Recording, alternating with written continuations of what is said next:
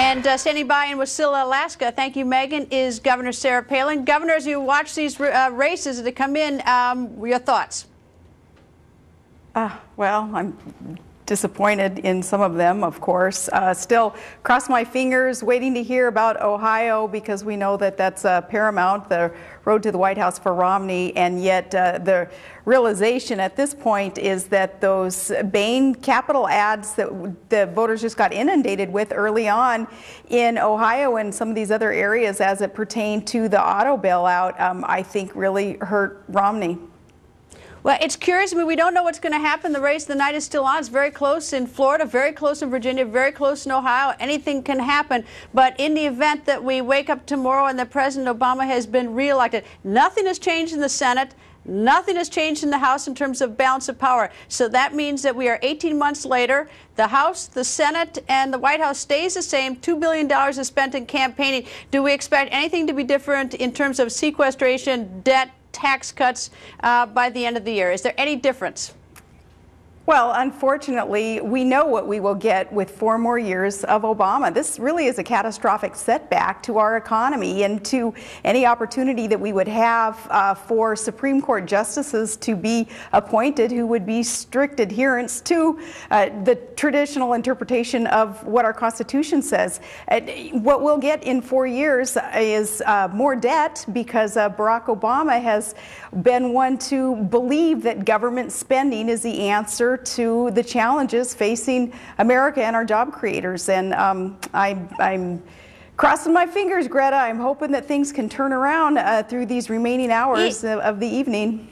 But no matter what happens, Governor, even if those states, Florida, Ohio, Virginia, and all the states go Governor Romney's way, and he is the winner tonight, there is no clear mandate from the American people. The country remains divided. And even if Governor Romney should win, he still has a divided House and a divided Senate. And the whole problem is, how do we get this country to move forward? How do you get someone to suddenly, be able to lead and put these parties together so that people actually do sit down and solve these problems? You do that by following the blueprint that was crafted for us by our founders, which is the path towards a more perfect union. That blueprint is the Constitution. The Constitution says that we'll have a budget, and we've gone 4 years under Barack Obama with no budget, meaning no plan, no priorities with tax dollars to be spent. So you just follow the Constitution, and that's the blueprint, and either one on either side should be able to follow that and be able to unify this nation and bring it forward. But the past is prologue. We saw that Barack Obama wasn't willing to do that, and we don't anticipate that he'd be able to do it in the next 4 years. He doesn't seem to have the desire. What's it like to be a candidate? And especially, both these candidates, both President Obama and Governor Romney tonight, they don't know who's going to win. And everyone's on pins and needles, and we may be spending weeks counting ballots in this country in those 3 states. Who knows? But what's it like as you sit there and wait and you think, I could win, I could lose? Well, you know that at this point it's not in your hands anymore, and you've asked the voters for that sacred trust, which is their vote. And you know that if you've done all that you can at that point, then there is nothing else to do. You leave it all out there on the ice, and you just do your very best, and then things unfold as they should. But do you agree there's no mandate tonight, at least not so far? And that's one of the problems that the two parties have. It's like, if there were a commanding lead by one of them, at least there'd be some idea that, this is the direction the American people want to go?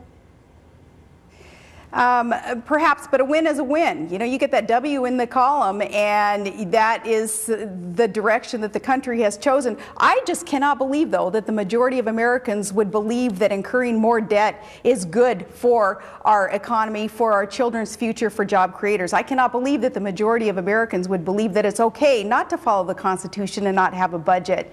And I can't believe that the majority of Americans would say it's okay to rely on foreign sources of energy instead of drilling and mining our own natural resources. So, it's a perplexing time for many of us right now if things continue in this trend that we have seen earlier tonight. Well, we don't know what's going to happen. We've seen it before where people have gone to bed early thinking that the race is going to turn out a certain way and being very much surprised in the morning. We're still waiting for those all-important states. And I'm going to toss it back to New York where they're going to tell us when Ohio, Florida, Virginia, and all those states finally do come. But we're all standing by and waiting. Megan and Brett.